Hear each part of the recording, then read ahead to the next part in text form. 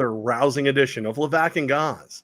I'll play the part of Levack for today's show, and my compañera, Thomas Gozlowski III, will be Goz, also known as CBS. That's his new name. He likes the 3 letters. It's so weird looking at you like wearing a shirt with a collar, and I just had to go completely opposite. I was like, sun's out, guns out. Let's go. I'm going sleeveless now that I'm back home. Plus, I'm soaked from the last show I did. You're more Pat McAfee than me. That's what that definitely stands out. Listen, I gotta tell you, there's a lot of guys out there that if you compared me to him, I'd be like, screw you, I'm my own person. I'll take a little McAfee in my life, a little PMS, if you will. Ladies, complain about it. Not me. I'm excited, Levack. I got a new microphone today. My microphone got destroyed. It's about time. It was bad. Like you told me. It was a steaming pile of poopies. Why is this cord not working? Why is this? And then last night, I got an interview coming up with James Allen for Getting There with Goz tomorrow. Exploded minute interview. Just done. It was funny because today we run just like a little. It doesn't even matter, but I run the coaches show out of the same like digital room that we do Levack and Goz out of. So I'm looking through the comments because I'm trying to set it up so I can put everything together for our show with Coach and I today. And I see like, I'm so sorry, my mic exploded. I'm like, and it's the banner ads. So it's like the only way that Goz could communicate with the person he was interviewing was to put new banners up. And the guy's just looking down at it. I can just see it in my head. It's hysterical. Had me laughing. Tommy Gross, first question of the day. You didn't get too wet, did you? It wasn't good. It was not good. It was not good. I was going to say, Levack, I texted you last night, gave you the heads up, like, hey, my buddy over at National Grid is warning that power outages are expected across Albany. So I'm like, just be prepared. Yeah, and the trucks are like, you can see the trucks accumulating in like parking lots, stuff like that, getting ready for whatever could come. It was brief. And God bless the crew over at Sea Smoke. They have these like really cool, they're like clear plastic walls that can like go up and down like a garage door on a button. The one section that they're waiting, like the guy's supposed to repair like any minute now, is the one I set up in front of. So this poor waitress is back there like, oh my God, oh! And the rain's coming in, and I'm just like, what? Nick Hague's hair is perfect because Hague's always perfect. He's just ready to go, and there's Coach in the middle of it. And I'm just like, guys, love you. My equipment's not going on. It's not gonna blow up. I can't afford to replace it all at this exact moment in time. I just bought a new iPhone. So wheels up, boys. We out of here. So as of right now, we're good. I was concerned our connection was going to cut out during the show as well, or something was going to go knock on wood. You're not home. That's where your Wi-Fi right. Sucks at home. Exactly right. Got that pre-made package rolling tonight once I get clearance. Clarence. What are you working on for tonight? Give us a little tease. I got the video game storyline involving NCAA 2024, whether or not UAlbany football is going to be in it. I'm learning that some of this footage has to get cleared because that's how it works at TV. When they see the video game footage and they see that you're going to do an entire, what is it, like a minute, 2 minutes? It'll be on 90 TV. seconds. Okay. No, I was doing a minute, 2 minutes. I'm good. They go, this is exactly what we wanted from old Gozzy Bear. Or does somebody roll their eyes and go, video games already? So we're already past the honeymoon phase? You're just going to do whatever the F you want. Okay. Which way does it go? My hope is that on a Tuesday in July in the sports world, they're like, I mean, we could film Kevin Herter again taking shots at 10-year-olds or something different. That's my hope. That's my hope. They're like, all right, you already saw the Yankees and you saw, you know what? This is totally different. Cool. It's got some legs to it. So I'm going to watch it a week from now. That's my hope. I believe. You ever need me to like jump in and like talk video games? I'm down. I haven't played in forever, but I'm ready. I'm always ready. All right. Maybe next year we'll do a piece on that. We'll do a NCAA 2024. We'll play. SU Albany. Like a best of 10. So that's right. If I win, you have to like just talk about the Empire for your next segment. But just like tickets available. No, there was an AFL game, but the Empire wasn't around yet, so they weren't in it. I don't even think it was the Albany Firebirds back at that exact point. It might have been the Indianapolis or Indiana Firebirds, or where the hell they were. But we belong in a video game the way we are. It's a great team. A lot of good dudes on our team. Playoff bound. Oh, sorry, I said that. I was ready. Oh, there you go. After that, can you imagine that's like the new thing to put up a banner? Every time Levack burps, that means a banner for the visual side of the audience. Oh my God, I'm ready. Like if you need it, let me know, because it was funny. I wasn't even thinking about it. I rushed over to we just got it wrapped up in a couple little things today. Like Shock is the new official visor of the Albany Empire. Ooh. So we gave the guys like they gave sunglasses to all the guys, and the visors you'll see like that they're wearing, on the field is going to be Shock, SHOC, just so you guys know. And so we're doing a lot of stuff with that. We're getting everything done. I'm sitting there talking. All of a sudden I'm like, oh crap, I got to hurry my ass up and go over there. So I grab a soda and I run over. And I'm drinking the soda. Coach sits down. I put my headset on, and I just like Homer Simpson belch. I'm just like, blah, blah, blah. Coach goes, well, sound check's good. I'm like, oh man, I wasn't even thinking. I'm sorry. Like I would have done that on purpose to you, but not to Coach Manas. I felt bad. Yeah, poor Coach, because you and I talked a little bit about this on Sunday at the Hideaway. What an awesome event, the Wild World of Sports competition that was. Great time. Coach's first response to having the team clinch a playoff berth without playing a game this week was what to you? He's thrilled, like because here's the situation, right? If you have the championship shirts from last year, you saw the checklist on the back. That like I take credit for putting it on a shirt, but that was Coach's checklist. That was on the whiteboard in Coach's office all season long. And we were sitting there like, how do we make the shirt cooler? How do we do this? It was Lindsay and I, who, Lindsay, she does a little Godzilla stuff. She's over at Elevation more now. And I was like, what about the checklist? And she's like, I love it. And all of a sudden she's drawing it up how she wants it to look. She's trying to mimic his handwriting perfectly. But like he has that checklist. And check mark number 1 is clinch a playoff spot. So he gets to go over that off. Now it's get a home game. Hopefully we'll be able to do that this weekend. But like he doesn't revel in it because he's a big picture guy, as he puts it. He wants to talk about winning the championship, not winning a game, not getting an invitation. But the fact that we're now invited to the dance and now it's just a matter of seeing where we're sitting, we're thrilled. Was he interested at all in the playoff scenarios that you and I texted about last night at 11 o'clock at night, doing the numbers? Because I feel like as a coach, he doesn't truly care because he just knows he has to take care of whoever he's playing that week. So you and I went back and forth with playoff scenarios last night. You had a few that I didn't have. One that I'm sure you'll want to talk about. The reason I had the other ones so readily available is I had already done those and we'd already sat down. He and I had already gone through them. Like his whole thing is know all the angles. You know what I mean? Like, it's as he put it today, and you can go back and watch the coaches show. Part of the fun of being a coach is doing that stuff. Because even if I'm not thinking about it, somebody's going to ask me. You're like, oh, how do you feel about Jacksonville's chances this weekend? And it's like, well, I'm not playing Jacksonville. What do I care? Well, if Jacksonville loses and you win, you're the 2 seed at worst. And it's, oh, okay. So you go, so yeah. So I always like to know those things. And last week was when he and I sat down and I was like, listen, 5 is the magic number. If we win out and no one has less than 5 losses, we're number 1. We host the rest of the way through. 5's the magic number. So that's what he's been, going through. And now he's got a million different ones. And I'll leave your doomsday scenario to you to unveil, because I did read that to him and he was just like, I can't worry about that. All right, so we're gonna do the doomsday scenario. Do it. You might as well. I mean, you came up with it. I did not even want to mention the doomsday scenario. I think Empire fans are going to give me grief because I'm sure we're going to hit this again in the pregame. I don't think so, because I'll validate what you're putting together after you're done. There's a reason why I think what you're saying needs to at least be in the light of day. So I feel as if this is the most popular comment too that Empire fans are getting, is that for the NAL, the Empire are scheduled to play 12 games, and Jacksonville and Carolina, the other 2 teams who are definitely playoff bound, are playing 14 games.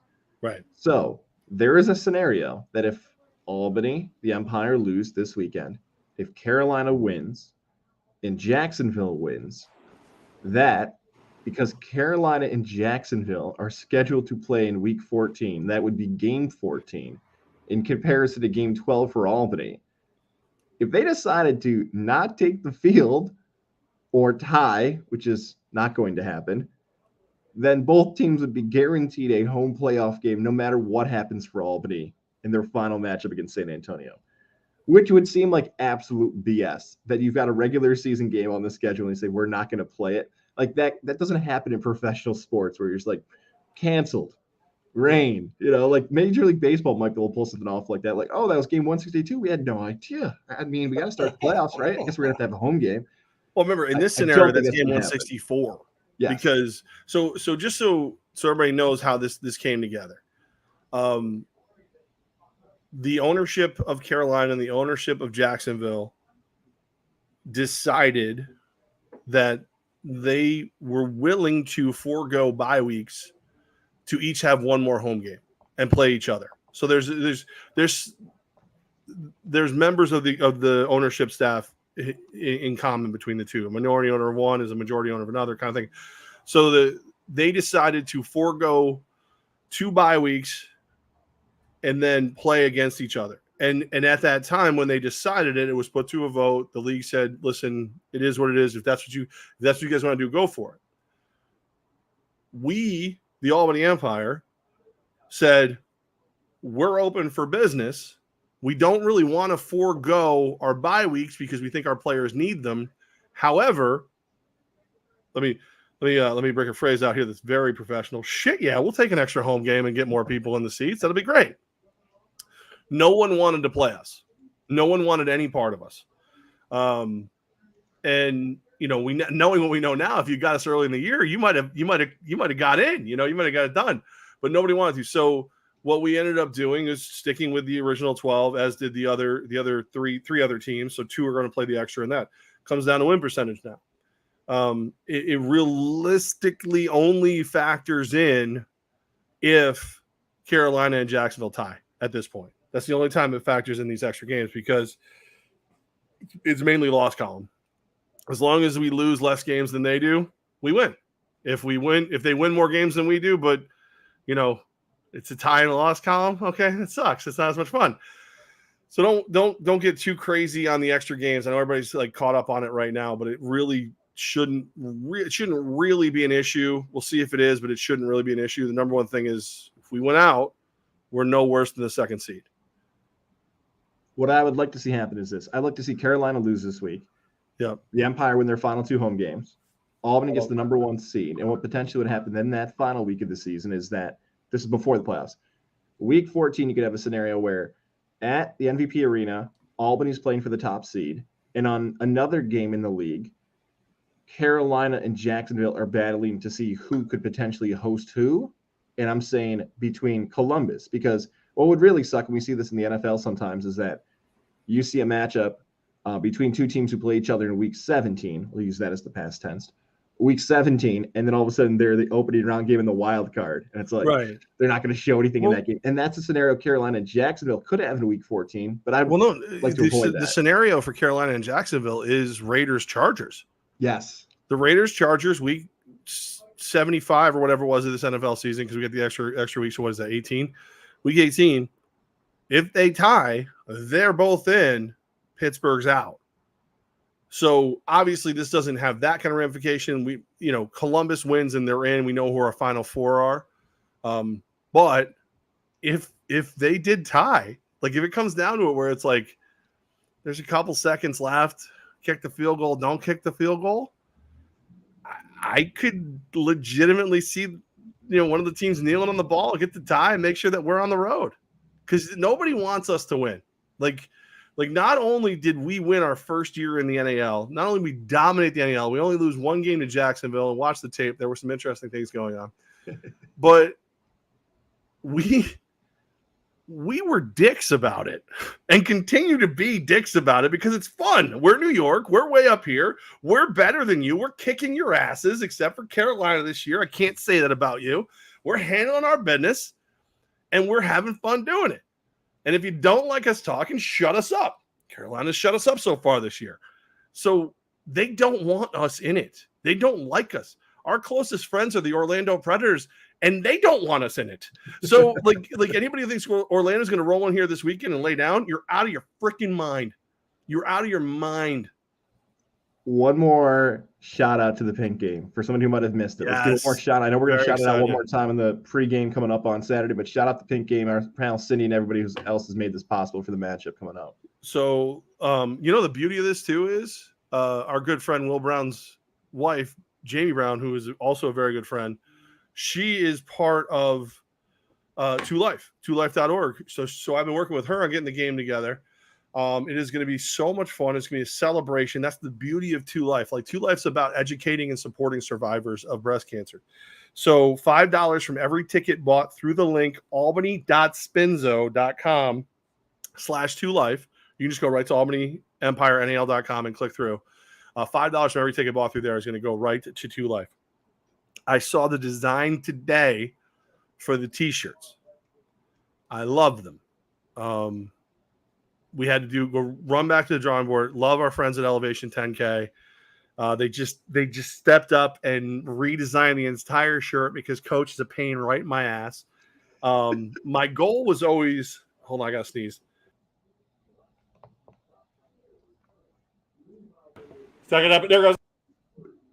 Sorry, okay. The podcast audience for the audio side wanted to sneeze. They didn't even fast forward. They just waited for it. The video side is sitting there going like, what the hell? Did he just die? No, so like originally, my goal was to do a pink game shirt that people would wear 365 because everybody's got those pink T-shirts. As a matter of fact, I'm looking across my living room right now, and there's still the Johnstone Supply pink T-shirt from the U-Albany game that you guys did. That I have never worn it. It sits right there. I wore it that day. That's it. So I wanted to come up with it. So I was like, we'll do our blue.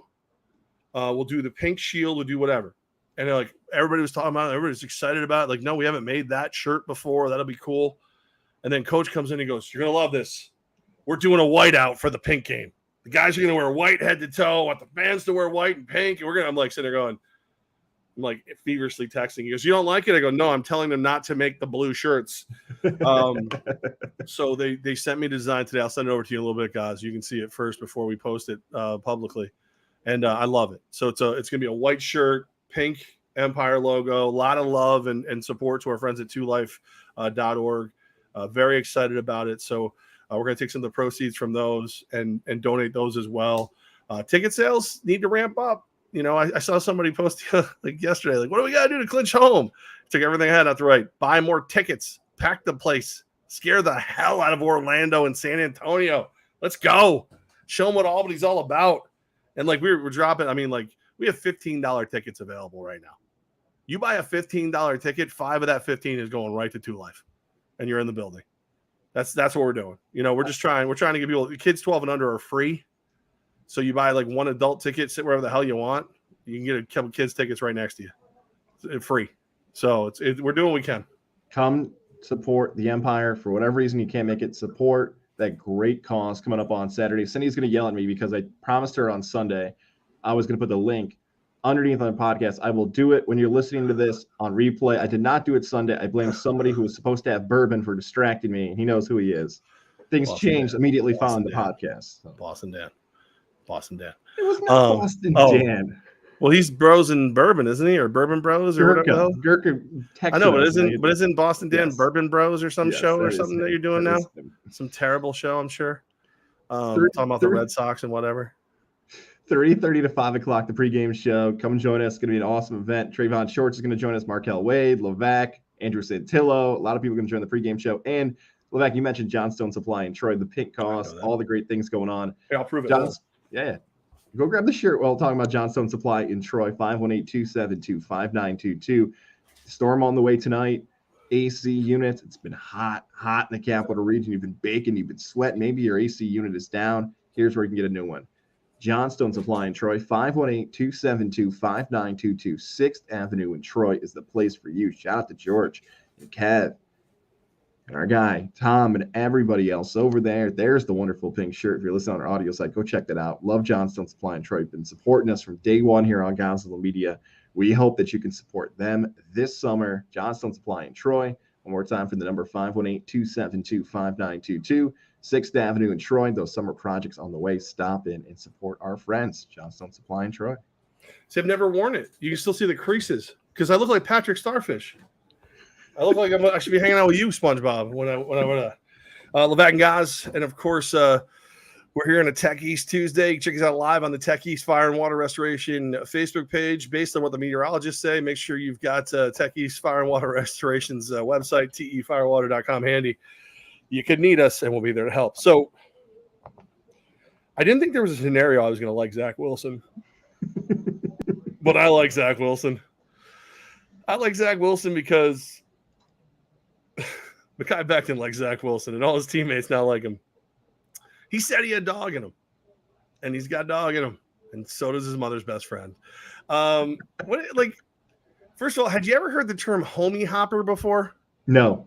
So a homie hopper apparently is someone who jumps around a friend group.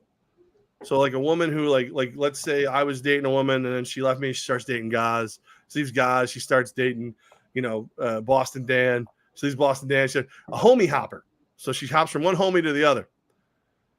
So there's a picture of Zach Wilson, quarterback of the Jets, ex-girlfriend, who is now with Dax Milne. Is that how I say his name? Yes, the former BYU wide receiver, roommates, buddies. Yeah, best friend, now wide receiver of the Commanders.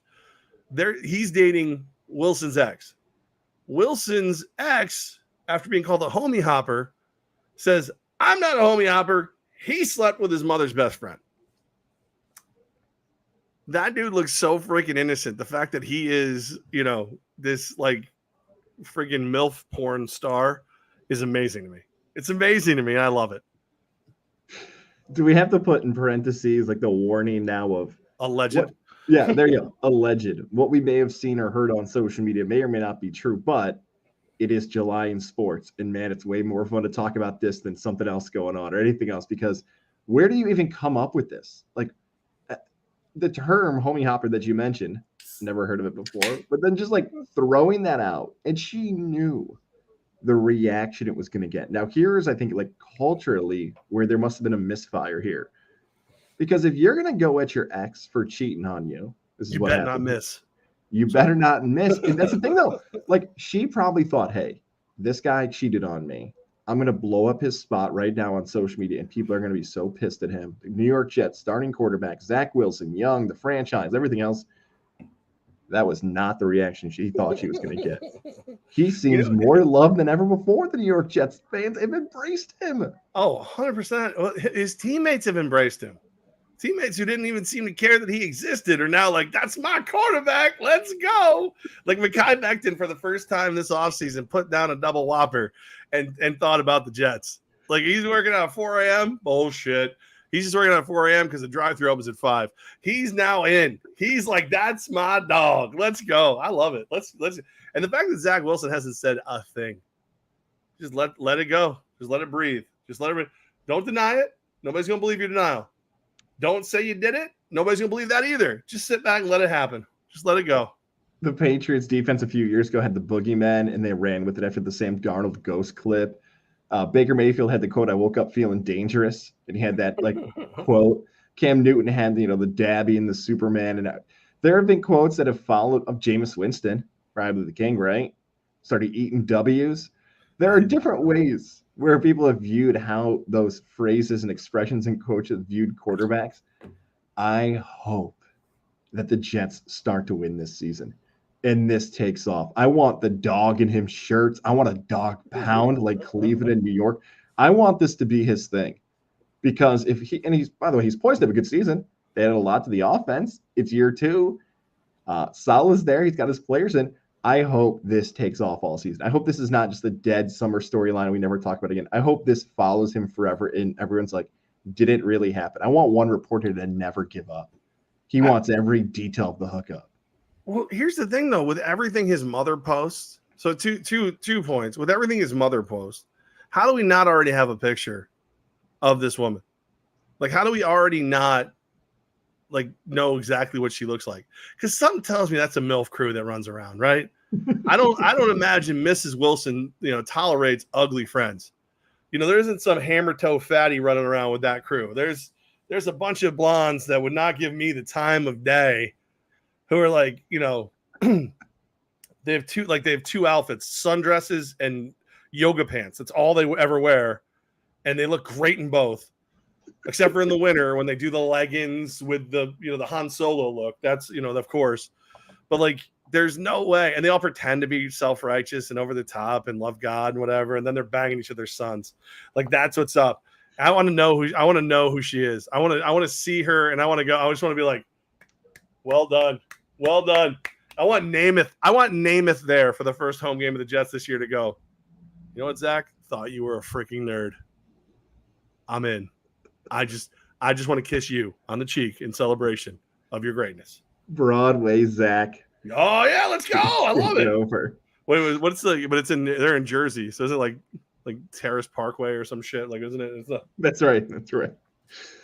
I don't want to do the devil's advocate here because you and I both get so much enjoyment out of this story. We think it's so much fun, and we hope it never stops. Is there going to be a stick in the mud, a Jets fan that hears this and starts calling Wilson a distraction off the field? That his mom and the hookups and the poor play. Like, as fun as I want this to be, and like somebody can turn on him by the end of September and be like, they never should have taken him. There were so many better people in the draft. Blah blah blah. Look at this season for the Empire, right? So we lose game 1. The rabble, you guys, this is a problem, whatever. Then we start playing really well, and they was no quiet. We'll be quiet right now, but we're waiting. And then we lose again. Rabble. They come back. Now we're winning again. They shut up. If he's bad, those stick up the butts are going to go crazy. They're going to go nuts. This is the problem. He's too small. He's not this. He's that. He's sleeping with his friends, his mom's friends, his friends. Oh, he should be focused on being a better quarterback. He doesn't even have caffeine, but he slept with his mom's friends. It's ridiculous. Like, that's who they're going to, and then all of a sudden they're going to win, and those rabble.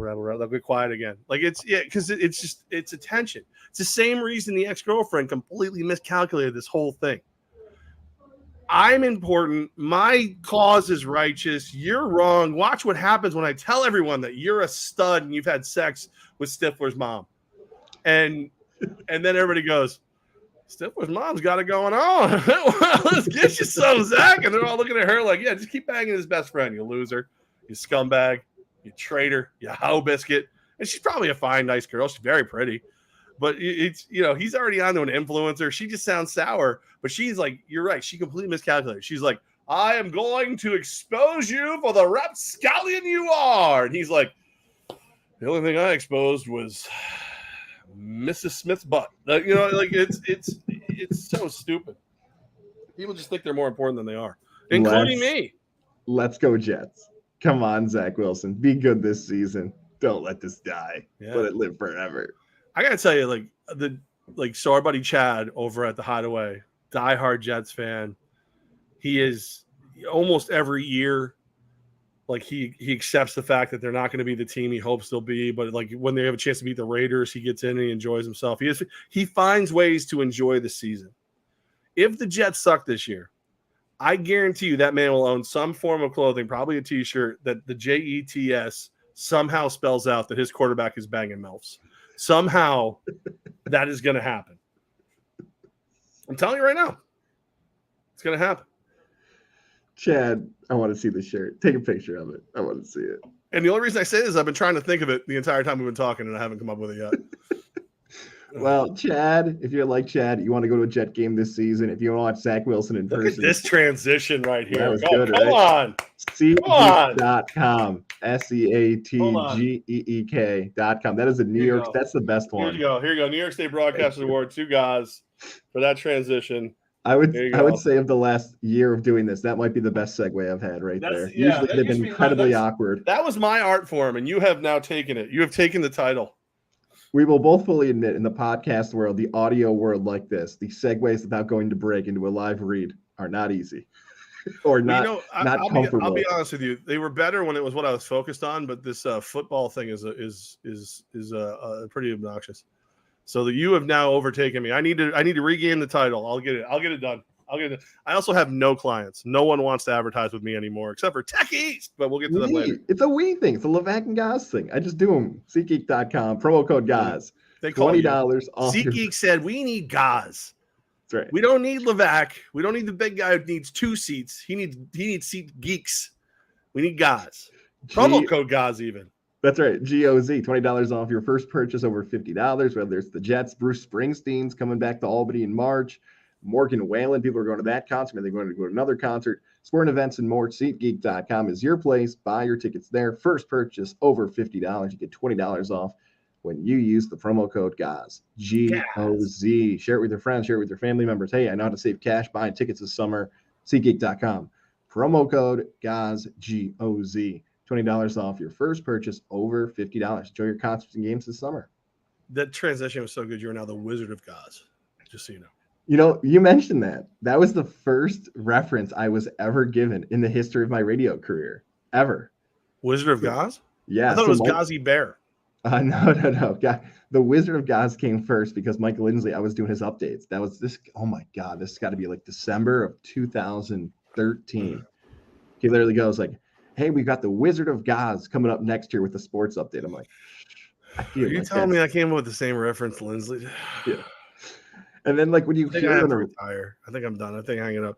Like it's gonna be like Cowboy Cerrone last UFC. I'm just gonna take the gloves off right here, lay them down. but like you think about the hype that like set it up, like, wow, who's this Wizard of Goz who's gonna give us a sports update? It's some 24-year-old stumbling through a 60-second update about ACC basketball, you know. It's like, Well, and that's we're gonna turn off that. like I will say, like I bring out a way calmer, cooler Goz than what normally happens. Ugh, Like I listen to your other shows even, and you still get very announcery. ugh. You do. Like I say the two most Goz you are in front of a microphone is when we do a show or when you're doing color for the Empire. Because I think you get like there's a point where like you're just kind of looking around, you're like, this is just fun. Screw this crap. I'm not gonna be professional. I'm just gonna have fun. And now you're in our hype video and everything. Oh, look at you. I don't even like I'm this. not in the hype video, and you're in the hype video. I don't even like this microphone because I feel like it makes me sound too deep. I feel like my voice is not as high pitched and whiny as Syracuse when you could hear it. Is there a feature on this mic where I can make it sound less deep? Mine's got all kinds of settings. Like I just don't know which one I want to use. Like this is like they're all different. They all just make me. Oh, that sounds weird. I kind of like this one. Because it's over here. Hey everybody, how are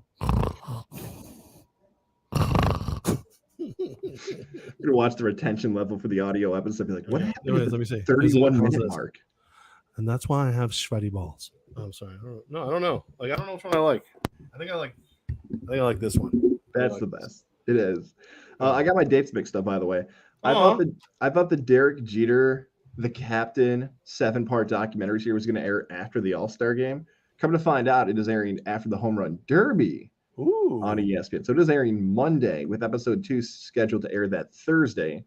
For somebody who's aware, sports fans definitely are. Those are some of the quietest days in sports. Right, so right. This was supposed to be what the Last Dance was supposed to be in 2020. All right, this is your last chance and last dance. Oh God, another great segue by me. To give a take on the Jeter Captain movie. Are you still gonna hate it? Now we're getting closer and closer to debut day. I think you're gonna watch. I know you're gonna. Oh watch. no, I'm gonna watch. I'm gonna watch. You know what?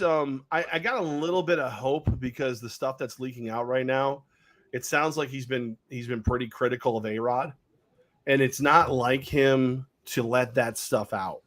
So I'm hopeful. I'm very hopeful that he's going to be open and honest during this whole thing. And I'm thinking the new internet presence where he's doing social media and shit, and she's filming him with the kids and everything. I'm hoping we're gonna learn some things about Jeets. If it's just what we've always seen, this very, very cultivated, very pruned public image, it's gonna suck. I'm nervous the first episode because like I think I've been just as excited, maybe even more so than you thinking about it. Because I'm like, it's different, it's new. And I think there's a part of me that's curious of, okay, if you didn't talk for 20 years, you didn't talk real, and Right. talk in the sense of like give a headline, like the media type. Okay, why all of a sudden after 25 years are you doing it? Oh, you're doing it for a doc? Like you don't need the money. Like maybe this has been the plan all along. Like, hey, I don't think it's the right thing to do while I'm playing to talk about my teammates or my coaches. When it's over and I'm out of it, now you can do it. It's almost like somebody now telling I can say what I really want to say. Exactly. Like you're being retired. It's a tell-all at that point of what you want to do. And if that's the case, how they're kind of selling this in this tease, I'm like, all right, like I'm in for that. And like, especially Yankee fans can just relive some of the moments too. I think this is anything, sports, news, pop culture. There's always a thirst for people to learn stuff they don't know. Like that's what's made newspapers popular for 50 years. And that's what's made shows popular. Like, I don't know what's about to happen, so I need to watch. And they're selling me on the Jeter thing. Like, I don't know what the hell he's going to say about A-Rod. I'll watch. I don't know these stories behind these big magical games and his background and everything else. I'll watch. So I hope he pays it off. I hope they didn't do a great enough job, like a movie trailer, to just sell me. Because I feel like the vibe is he's going to finally talk. Yeah, I my hopes are we get real insight. Like the biggest things that I would think anybody who really enjoyed Last Dance in like those kind of insider documentaries, I would love to get just an unedited version of the negotiation, where Cashman and he almost came to that loggerhead where they weren't going to get it done. I want the full. I would like if he doesn't call A-Rod a dick or worse, it's a miss. And I would love to know the truth about the freaking gift bags. Even if it was like, I've never done the gift bags. And he's like nodding feverishly, like totally did the gift bags. Like those kind of things. Like, cause those, like there wasn't a ton of turmoil. He was so good at doing New York. Like Judge is really good at New York. Judge could not hold Jeter's jock in handling New York. Like the things that he's missed are minute, but Jeter would never have. The boombox walking out of Boston trying to call your shot. Jeter's like, I would have called my shot on the way to the next round of the playoffs. Like those kind of things. Like he was so polished. He was so good at doing it. He was so guarded. Any humanity we see, any of those big details that come out, I'll be a big fan. So some of these great 30 for 30s, not all of them, some of them do have a payoff at the end. Like if you know the story or don't know the story, it's either a championship, a death, unfortunately, sometimes. Like something, there's a payoff at the end. If you remember the XFL one, you and I talked to the director, I believe it was Ken Rogers at that. No, it was Charlie Ebersol. What am I talking about? It's Charlie Ebersol, who eventually took over the Alliance. The payoff at the end was that like they teased that Ebersol and McMahon were going to bring back the XFL, and eventually it came back. There have been other ones in the past where something happens at the end and it's like, okay, the legacy is going to live on. Even The Last Dance, the tease was that, okay, so why the hell did the Bulls break up? What happened with Jerry Krause? Like Jordan's never really talked. The Brady one is kind of a shitty end to it because I think the Brady was going to be the retirement, and then it got leaked before the final episode. He's like, that's not how I wanted this to go. I wanted to retire at the end of my 30 for 30. Now I've got to edit it and go. You went through some storylines there of Jeter. Maybe that's the payoff. Like maybe the payoff is A-Rod and, hey, the reason I stayed quiet for 20 years in New York is because and he just like that final episode, he just unleashes like a final, I want to call it like an Eminem 8 Mile battle rap. Like he just like roasts people. Yeah. Maybe if that's the case, I'm locked in. Because is it more likely that happens, or is it more likely he is once again playing the game, right? Is it more likely that he's just like, you know what, I got more money than God. I got a wife who's worth as much as me. I got beautiful kids. I've done everything I need to do. Sure, I'd love to run a front office, whatever, but I don't care anymore. F you guys. I'll do what I want. Or is it more likely that he is using this to become president of one of two things, the country or the Yankees? Now, obviously the country thing, he's got to do a couple things first. I could see a guy like Jeter taking his fame, taking his ability to sculpt what you think of him and running for major offices. I don't see why you think he couldn't. But more importantly, I hate Randy Levine. And if there's a way for me to get Randy Levine out of the Yankee organization, I'm in. I would say diehard Yankee fan and Jeter fans will look at what happened in Miami and it will never affect his legacy of what he was as a Yankee player. But non-Yankee fans could say what happened, the firing of former Marlins and how the team stayed there and how they used it. Someone look at that as just a business. But we can't say it was a successful tenure for Jeter in Miami. I know there's a ton of circumstances. No, it was not. It was not. Right. But I wonder if he's just good not doing the president thing. I'm talking about president of the team thing. It's like, you know what? Gave it a shot. Wasn't as cool as I thought. Now, when you're talking about political office, that's intriguing to me. Because if you wonder, like, okay, people are going to dig for skeletons here. I'm just going to put some out. You know what? I'm going to throw some out here. And let's see. All right, here you go. This is what you guys want. We'll do a 7-part documentary. Here's everything out in the public. Let's go run for governor. Well, I mean, I love that idea. Because, I mean, what does he have to be, an alderman? I mean, he doesn't have to get, like, if you're as charismatic as he is by not telling people things, amazing. You don't have to, he doesn't have to go from like, VP. He doesn't have to, he can get like, he can be a senator. If God forbid he become a governor, if Jeter becomes a governor, get out of the way because he's going to be president. Like that's it. If he ever gets that high, like a congressman, all right, just go ahead and dust off the Oval Office. He's 48 right now. say he serves his first official term by the time he's 50, he'll be president by 60. Like, that's just all there is to it. That's the payoff at the end. Right. I'm running for president. Right. Times it up perfect.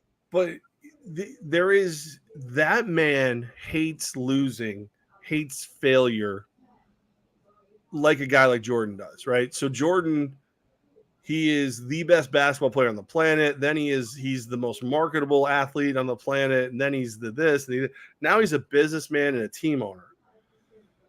If you're Jeter, do you look at Miami and say, the reason I failed is I had to cut away so much crap from everything. I didn't have time to build mine before it was obvious that we needed to do something different. Or if I come to the Yankees, I'm not cutting away crap. I'm not going to Andre Dawson's office and saying, I'm sorry, I'm not going to pay you to sit here anymore. I'm going down the hall and saying, hey, this is our budget. Go get the best freaking players. And by the way, I'll sit in the room with you and make it happen. Oh, man. You know what that makes me think, though? I wonder if there's bad blood between him and Brian Cashman because of the last contract. Because I can see a scenario where Brian Cashman for the Yankees, the GM, Cashman we trust. You've heard that line before, right? Like all this stuff. I wonder if Cashman's like. I heard it. I lived by it. That's right.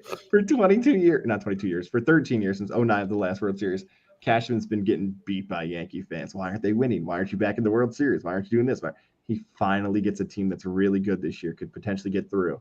Then the next year, Jeter comes and Cashman's like, nope, no. This is me. I'm taking credit for this, Jeter. You get the hell out of here. You just came off the street and trying to be president. I wonder if there's some bad blood between Cashman and Jeter. I feel like we're doing a good job selling this now. Jeter should be hiring us and Randy Wilkins and everybody else who's the director to hype up the Jeter, the captain 7-part doc on some channel I won't mention. I'm definitely more into it than I was originally. Like there's definitely more to it than I used to be. I mean, like I still don't know. I can't. I have trouble believing it's going to be everything I hope it'll be. But I'm definitely going to give it a chance now, which is something I wasn't going to do before. I'm sorry. I you know me.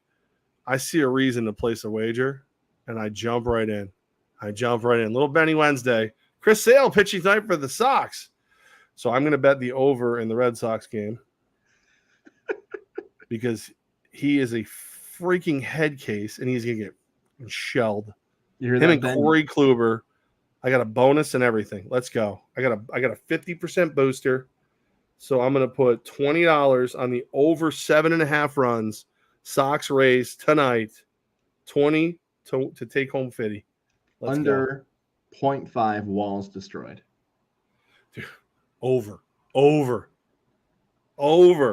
I want a meltdown. I hope he gives up 8 runs in the first 2 innings. Chris Sale, craziest SOB on the planet. He's fun. He's a good time. As long as you're not his seamstress, that'll be a problem. You know, it was also always a good time. Jared Lozier. Jared Lozier. By the way, I think he won, right? Didn't he win? Didn't his team win the tournament? I know he won longest drive. He cheated and won longest drive. They finished in 3rd. Yeah, well, he cheated. He thought he won. He always thinks he won. There's no way he hit longer than me. I have won the longest drive. There's no way Jared hit farther than I did. I thought the team that was in all blue was going to win. I don't know, even if they were at the dinner at the end, but they had the best shots of the day. I don't know what their names were, but they were all dressed in blue, and they were fantastic. They knew they're all 4 shots. My boy, blue. 518-956-3753 is Jared Lozier's number. He works for Northeastern Insurance, and he is saving you cash this summer. I'm finding out more and more people are going camping. They're getting ready for that late summer trip, but maybe the expenses aren't quite exactly where they want them. Well, find a ways to save some cash this summer. Your car policy, your home policy, your insurance policies on the things that matter most, those insurance policies, let him shop the market for you. 518-956-3753. That is Jared Lozier at Northeastern Insurance, helping you save cash in 2022. We love Jared. Awesome seeing him. It's been too long. We? Nah. I love you, Jared. Thank you for helping me save cash. Yeah, you can love him all you want.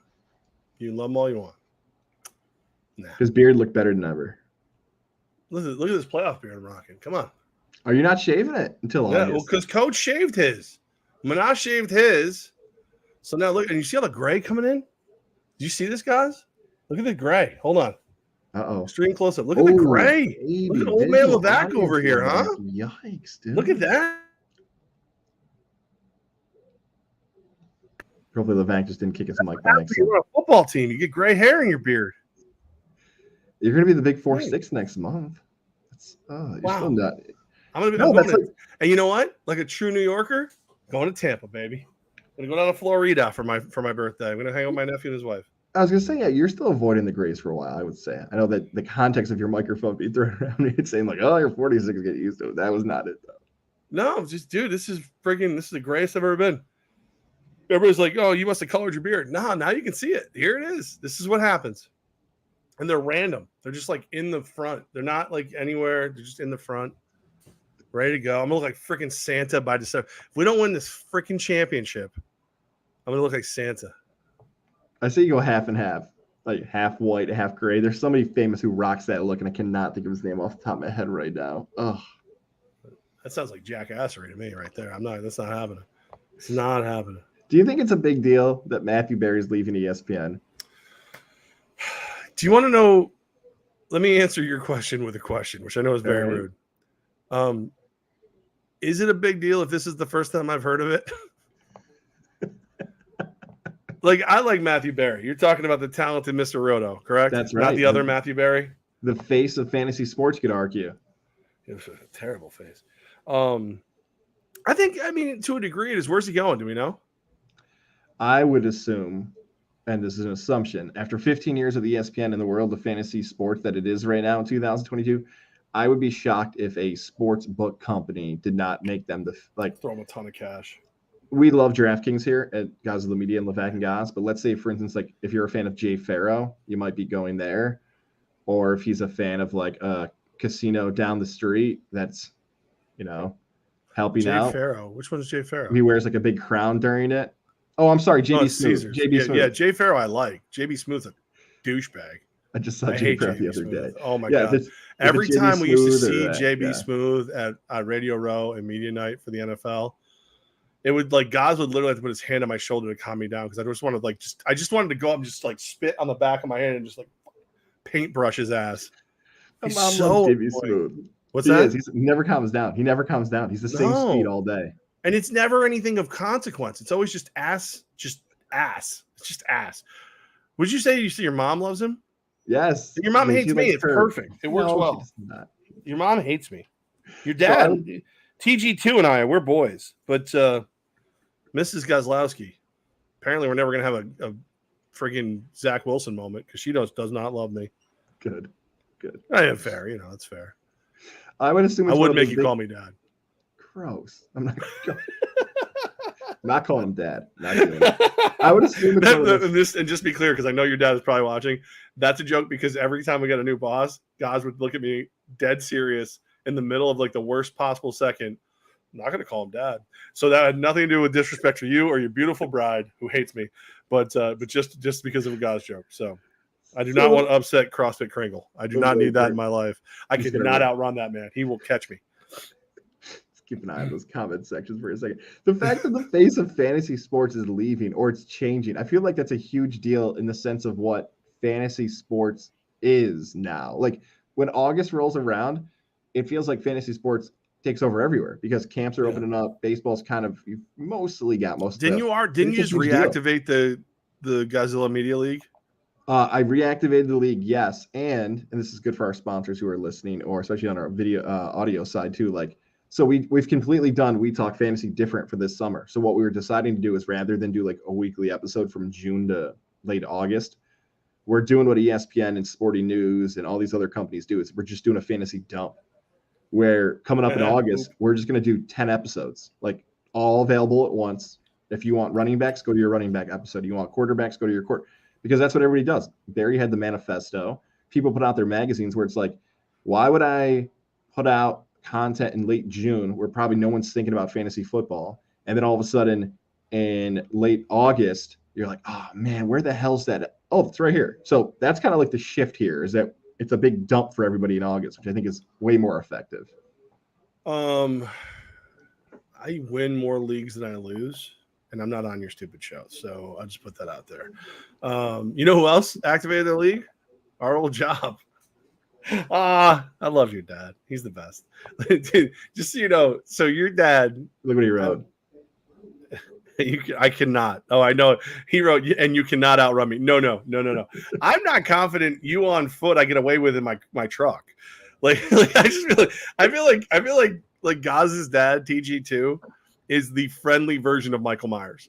Like it's like you're like, okay, we got to be safe now. He was just walking. There's no way, and he's like on the window. I'm right here. It's like, yeah, hey, you ready to do some chin-ups, bitch? And it's like, no, I got you a Zima. Yes. So your dad sent me the cup, the mug that says like "Run for Jeff." Yes. And the two like shooters of Jack. So that sits on where I sit in my office. That sits there. That stays right there. I took it out of the box, but it sits there. Do you know how many people have come through today? Today in particular, Darius Prince, Dwayne Hollis, Coach Manas. Like, what do you got? You got booze over here? You got whatever? It's like, well, yeah, go look at the fridge behind the freaking desk. I got beer too. But everybody's like all in on those little nips of Jack that your dad sent to me to get well. Let's go. So you and I might have to drink those on the show this week. The pregame, the Goz show, with special appearances from Team President Jeff Levack. If that's allowed before the broadcast, I will do it. I just got a text from my trainer, Beth Skinner. She's like doing her own thing now. She has a new like gym she's built, and she just texted me and she said, "I can help you outrun them." All right, challenge accepted, Beth. Let's go. Let's see. I guarantee you can't get me there. The only place I'm getting to before freaking TG2 is an early grave. So let's go though. I'll give you a shot. My dad would definitely want to challenge you for that. If he can't work out, he's listened to enough shows. He knows what it takes. yeah. Right. He's a friggin' film star now, so it's whatever. Right. So I don't care that Matthew. You know, I don't care Matthew Berry's leaving. They've been telling us that it's not Matthew Berry anymore. They've been grooming Field Yates to take over. They'll bring in some other youngin. Secret Squirrel. He'll do it too. Like Barry was starting to get a little Hollywood for Bristol, Connecticut already. So it makes sense, and he'll do fine. He's not pretty, so he'll accept the crap he has to accept. It'll be all right. I think it's a very how do I describe this the right way? A landmark moment in the history of potential fantasy sports where a guy who has basically timed it perfectly. Because really the boom of fantasy came in the early 2010s. He was like, oh, I'm the fantasy guy, and ESPN wants to do this now? Cool. All right, I'll take over. I'll be the guy. I'll draft with Jay-Z and do my own podcast and let me do my own thing. And a lot of it was more digital. A lot of it was more podcast. They had the fantasy week towards August, but somebody offered him a ton of cash, more than likely, and he's going to go cash in right now. You know what's funny to me is I know exactly what you're doing here. Like I don't even know if you realize what you're doing here, but I know what you're doing here. This is a classic Goz move. This is Matthew Berry goes to ESPN, changes what they do, right? They're talking about on the field, this other. Matthew Berry becomes super important, like the 3 to 4 weeks leading up to every NFL season and everything. And it's like he's more of a web guy, he's more of a this, he's that. All of a sudden, Goz gets the job where he's taking CBS's sports, WRGV sports, to the internet, changing the way they present. Instead of doing a story on like some local football camp, Goz is doing a story on the next video game coming out. And Goz is like, yeah, he saw the change and everything. He came into it, and he's going to cash out big. And Goz is like instantly thinking to himself, 10 years from now, F you, RGB, I'm cashing in. I'm going in. This is you. This is you either like consciously or subconsciously projecting Matthew Berry's success onto yourself. That's what this is. I think the storm just hit the studio. I don't know what happened. I blacked out. Something was wrong. I don't know what's happened. Was it conscious or subconscious is all I need to know. Did you know that's what you were doing? Or did you just like, now that you're hearing it, you're like, yeah, that does sound like something I would do. I think a lot of the things, this is what happens when you spend 7 years with somebody. Is it only 7? It feels way longer. Well, that's less too. Because remember, you stopped talking to me for a little while. I didn't. Do not. That is. You uninvited me to your house. You wouldn't talk to me. That part did happen. Yeah. Because all I did was turn off a radio station for you. Let's talk about Lily and David Frank. Yeah, I'd like a gift. I'd like an apology gift from Lily and David. If you're looking for a wonderful watch this summer, that's the place to go. If you're looking for jewelry, This is the perfect time for another mom joke, but I know your dad's watching, and I don't want to upset him. So, if you've got a wonderful mom, you can go out to Lily and David Fine Jewelers. They're Zach Wilson has mom, like, you know how Jeter used to have the bags for like women he dated. Zach Wilson just has MILF bags, and he gets them all at Lily and David Fine Jewelers. No, Alyssa, that is not going to happen. Please do not. Alyssa doesn't know. She just helps him find the perfect gift bag, and she doesn't know they're MILF bags. Route 50, the shops of Wilton. David will be thrilled if you walk in and ask him about the bags that Levack is suggesting. I have from Levack and get a MILF bag? Get the hell out. How about Goz wants a fanny pack and Levack's looking for MILF bags? That pretty much sums up the last, you said 7 years. I feel like it's been longer. I want to do a live show for Lily and David. We're supposed to do one this upcoming fall, and those two would love exactly. No, you know what we need to do? We need to do undercover from Lily and David. Like, we both try to sell jewelry at Lily and David while mic'd and cammed, and see whose approach does better at selling. Just being ourselves. Who sells more jewelry in one day from Lily and David? You or me? Undercover boss style? Yeah. I would do that. Yeah. Undercover bust style is probably more likely, but Route 50, shops of Wilton, Lily and David Fine. Beautiful store, by the way. Beautiful store. Awesome selection. We love them. Tell me you heard about it from Levack and Goz. You're looking for something for her, whether fiance, the girlfriend, the wife. Lily and David Fine Jewelers is a spot for you. Do they have the Zach Wilson's mom's best friend package? Because I got a package for her. This is, you know what this is because we were so early at the Hideaway this week that I didn't get to make a bunch of big deck jokes, and that just really ruined me. Just changed everything for me today. You're a different person now. Oh, it just sucks, man. If you're not taking some deck picks, I don't know what you're doing. I don't know what you're doing. I really don't. Sent them over. So let me get this straight. Okay. You're one of the things you're going to do over at CBS 6, WRGB, is cover the MLB draft. Yes. I've never cared about the MLB draft in my life. As a Yankee fan, I mean, who cares, right? The last time they actually drafted somebody of consequence was probably Jeter. Like, it's just that it's such a hard thing for me to understand. So tell me, as a Yankee and a Mets fan this year, where like I have no idea when we're drafting, why do I care about this year's MLB draft? TV boy. Two people. Kumar Rocker, Tri-City Valley Cats. Luke Gold, Boston Spa. Two Capital Region sports connections to this year's Major League Baseball draft. And it's on a Sunday, so a little less time. Get some time to like chill and watch the draft if you have a certain prospect you're rooting for. The draft is way smaller than it used to be. It used to be like 50 rounds, then it was 40 rounds. Way smaller now. I believe we're under 10 rounds now, but it's still 3 days, which is a little confusing. So that kind of hurts my head a little bit. But when you've got two local people who could potentially play for a New York team, I'm calling my pal Justin Latta, your guy as well. He does the MLB scouting now out in Cleveland, does some prospect work. That maybe there's a chance the Yankees, the Mets could potentially land one of these guys. I feel like it's always been the Braves and the Rays, right, with Ian Anderson and Garrett Whitley, that maybe finally a New York prospect will land in a New York franchise. I already know what Mets. Well, you know, Rocker's not going to the Mets. Exactly. He already went to the Mets, and he told him to F off. So are you like, I love the drama of Rocker being a Yankee and then being good. That's fun. That would be fun. Where are they projected to go? Where is either one projected to, like, what are we looking at? Rocker is low first round, and Gold is like third to fourth round. So one team could get both. Yes, potentially both. That would be insane. That would be awesome if they both went to the same team. I think back to your point, though, of why so many people are not interested in the Major League Baseball draft is because you don't know, like, how many of these guys are actually going to reach the majors. No disrespect to Garrett Whitley. I know he got hurt. I know the Rays organization is just somebody from Harvard and Yale, and that's like a half joke, but they actually do have, I believe, Ivy League people in their system to figure out exactly how they evaluate the prospects. Sometimes you're a first-round pick, and you take a long time to make it to the show. You get somebody like a Jeff Hoffman, who's a local product, who got traded a bunch.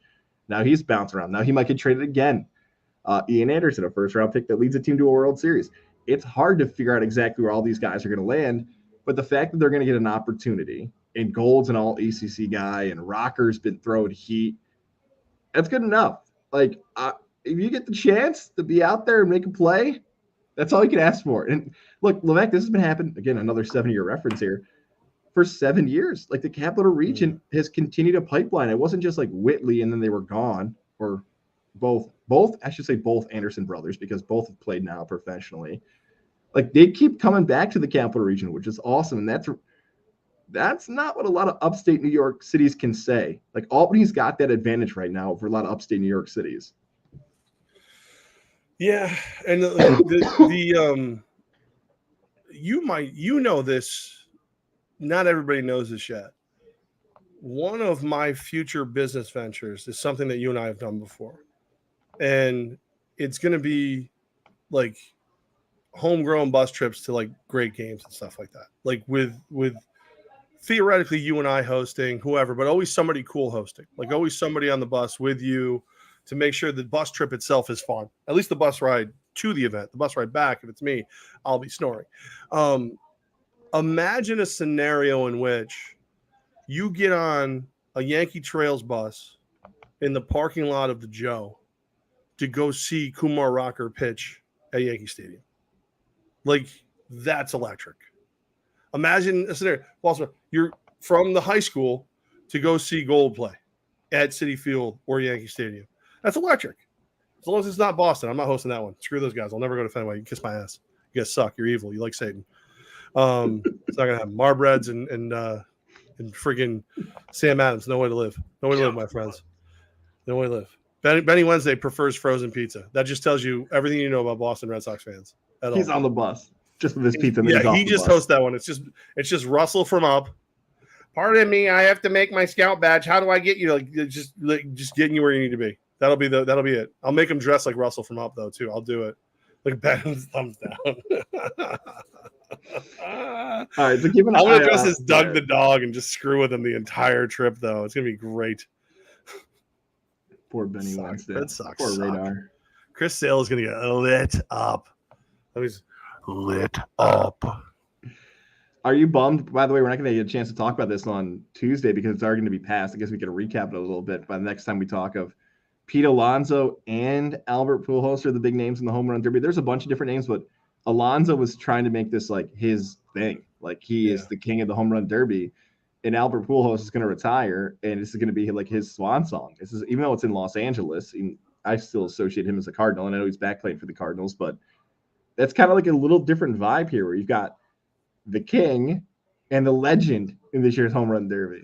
Well, what sucks is there was rumblings that Giancarlo Stanton was going to get in it. And if you give me a home run derby with the polar bear Pete Alonso, Old Man River himself, Albert Pujols, and also Giancarlo Stanton, I'm all in. I mean, obviously you'd love Judge, but I don't want Judge screwing with anything this year. Everything's going so well for him. Leave it alone. Just do what you're doing. Stanton missing sucks, because I think this could be one of those situations where like people who haven't realized how well he's playing see him just go toe-to-toe and maybe even annihilate Albert Pujols. A finale between the polar bear and GQ Stanton. Come on. That would be awesome. I'd be all in. As of us, you and I talking right now, 8 participants are scheduled for Monday's home run derby. 5 have been confirmed. So who knows? Maybe they'll toss in Miguel Cabrera. That'd be kind of cool. Maybe another New York connection will be in the home run derby. That'd be really fun if they can find one more. You just went through a bunch of the storylines too of how awesome it would be. And I will stick by this point. Whoever was behind changing the home run derby idea, you better have gotten that raise, man. You better, because, man, I did not think that was going to work. And sure enough, it is the coolest it has ever been the past few seasons with that new rule. Did we do the story? Did we tell last week? I was so distracted because of the cat. Oh, did we give an update on Truss? Did we do that? I don't remember. I don't think we ever did we? No. Did we tell? No, because we didn't talk about it. We didn't talk about Sunday. Let's is there more sports? Like, we probably should save that for now. She's good, but I don't know if I don't know what all the sports you want to talk about. I'll just do this though. I'll give a heads up to Mohawk Honda. We love Mohawk Honda. Mohawk Honda, they're buying your vehicles. They always go out of their way to please you. We love Mohawk Honda. I'm stopping in, and you and I in September for our next live show with Mohawk Honda. Looking forward to that. Shout out to everybody. As I was saying, Greg Johnson's on the news. It feels like he's all the time here on CBS 6 with all the great things they're doing in the community. Nate's killing it on social media as well, showing off all the wonderful things Mohawk Honda's doing. Make an appointment this summer, this weekend, and stop into Mohawk Honda and get yourself a new ride. They are buying your vehicles, man. People are selling. My God, I was telling you last week, my buddies are blowing up my phone, like getting the great prices and everything happening at Mohawk Honda. Stop in. Tell them you heard about it from right here, Levack and Goz. We love supporting them. We hope you can support them as well. Mohawk Honda, they're buying your vehicle, and they go out of their way to please you. Yeah, I mean, it is. It's interesting when you're able to watch online the things they do to bond and be better. You know, the Mohawk Honda family, Mark Chevy family, our good friends over at the Collision Center, who I'll be dropping my truck off with in about a month. It's just the 1% better every day kind of thing. Just like every day you get better or you're getting worse. And they really live by it. It's very cool to see. It's very cool people. Yeah. So last week, I'm going to apologize. I was not very focused on this show at all. I like my cat. I'm not like people try to like pigeonhole me as a cat person, right? I wouldn't call myself a cat person. But you know, when you come home every day and the only creature in the world that's legitimately happy to see you is a cat, you become a cat person. Like that's all there is to it. I learned a lot about the world last week because my daughter adopts this cat. Her name is Big Truss. She's feral. Like feral means she's never been around people. She's an outdoor cat. So through patience and everything else, and just kind of like it became a challenge. I kind of dug it. She's now my cat. Like if my daughter comes over, she kind of looks at her like, I don't know if you're mine. I like the big fat one. He feeds me. Like, so last week I get home. I didn't lock her up when there was work being done on the house because I didn't think there was a lot going on or whatever. I come home, she's nowhere to be found, and she comes flying like she's running through. She's doing laps in front of me right now. As soon as I get home, she goes running. My daughter named her Big Truss because she's a Ravens fan. So like Big Truss, you know, the whole thing. So I get home, can't find her. 2 reasons I'm sad. Love the cat, but also because she was feral and I domesticated her, and now she's outside. So I'm like, okay, I took away your ability to survive in the wild, and now you're out there. So I felt terrible. I was scared. I felt bad. Biggest lesson I can teach anyone. Guys, I know you don't have a pet right now. Whenever you call your pet in private, there is a chance you will have to say that in public at some point. Oh, no. So I say this because I forgot when I was, 20 or whatever, my buddy's cat got out. We were all drinking at his house in downtown Albany. And we had to walk the streets of downtown Albany screaming out that cat's name, which that cat was all white, and that cat's name was Spook. And that is not a thing you want to be yelling in downtown Albany at any point. But it's like, like, hey, Spook, because you're a white cat, like doesn't, like it's not going to go over well. And the reason this was brought back to my memories is I walk through my neighborhood, cigar in hand, because I'm freaking out. I'm just chilling, smoking my cigar, and I've got the treats. I'm shaking the treats, and I'm walking the neighborhood, and I'm going, Truss. And then I have to say what I really call her. So she has developed a trait of she'll run in front of you, and she'll drop, like flump, and you're supposed to pet her. So I've started calling her Flumpers. So I am now fat old white man walking through a neighborhood, which is a lot more children than I realized, screaming, Truss, flumpity dumpers. Where's the prettiest girl in the world? Flumpity dumpers. And the fact that I'm not in handcuffs is a testament to my neighbors here. But yeah, so guys, if you do adopt a pet, like say Rex decides he wants a pet, very careful how you address that pet at home. Because it's very funny when I go, flumpity dumpers here. Not so funny when you're walking down the road shaking treats, flumpity in the rain, flumpity dumpers. She's running wild while I'm saying this, by the way. So just keep that in mind. Just go ahead and keep that in mind. Whatever you name your animal, make sure it's a name you can yell in public. Don't go with spook. That's not going to work. And then like Truss is fine. Flumpity dumpers is going to get you some side eyes. It's going to happen. And I'm probably on a watch list or two. But that's what I've learned. I've learned that. And now she's here. She actually never left the house, by the way. There was a small little access panel she found her way into, and she was trapped inside the bathtub.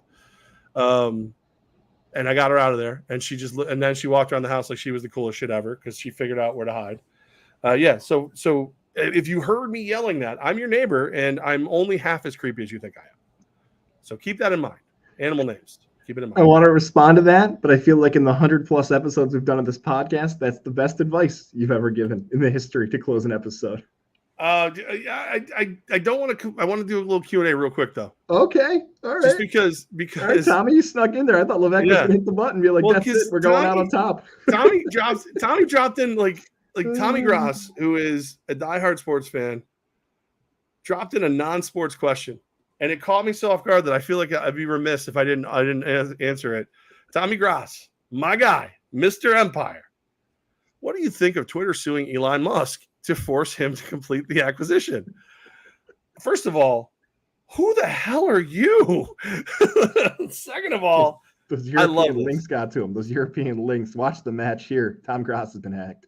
I love this though. Have you seen how this is going though? Yeah. So Elon Musk, I want Twitter. Twitter says no. He says he proves that he can and. Yes. But first, I want to know about the bots. I want to know exactly what's going on there. What's the real data? No.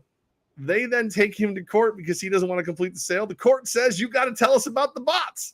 So, like, Elon Musk is playing chess. These bitches are playing checkers. He's going to own Twitter, and it's going to be hysterical because the craziest dude who's got some form of, like, Asperger's is going to own one of the biggest media outlets in the universe, and it's hysterical to me because he outbought them all the way through. You have dialed in on this more than me because the Elon Musk stuff that I think, I don't want to go full Stu Gotts from Levitar, but I sometimes forget why Elon Musk is actually rich. Like, I thought he was going to send people to space. I thought that was a thing. Then that didn't happen. Then I thought there was going to be like flying cars. That didn't happen. Then I thought Dogecoin was going to be a thing. And it's not really. I feel like the headlines I get from Musk don't hit, but I'm sure there's like 10 other ones that have hit that I just don't pay attention to. I feel like I knew far more about Gates and Jobs than I've ever known about Musk. You know, the beauty about Elon Musk is like the Tesla stuff. Like when you dig into Tesla, it's not worth a penny compared to what you think it is. But because it's so hip, so cool, and so over the top, he gets all this money from the government for stuff. He like does whatever else. And the dude sold real life flamethrowers. So like, you know, he's weird. I feel like he could legitimately be one of those guys that like we don't even realize how smart he really is until years and years and years and years and years later. But the fact that like the worst case scenario is he doesn't own Twitter, but he has to make Twitter prove what they really are is great. I think it's great. So there you go, Tommy Goz. Thank you for that. Thank you. I might name my next pet Tommy Goz. That might be a thing. Tom Goz the cat. Tom the cat. I like more skeletons out of closets. Jeter skeletons. Elon Musk is skeleton. Matthew Berry's gonna have one. That's why he really left ESPN. It's all Matthew Berry isn't really bald. Dun dun dun. I hit that bomb thing right on the board right now. I don't have the board. I won't put it in post audio. All right, there you go. I like it. All right, yeah. So the advice is careful what you name your pets. Like your kid's gonna sit there and fight. I want the cat to be named Poopies or whatever. There's a point in your life where you could very realistically have to walk down the street you live on and yell, "Poopies! Come home, Poopies!" Don't do it. Don't do it.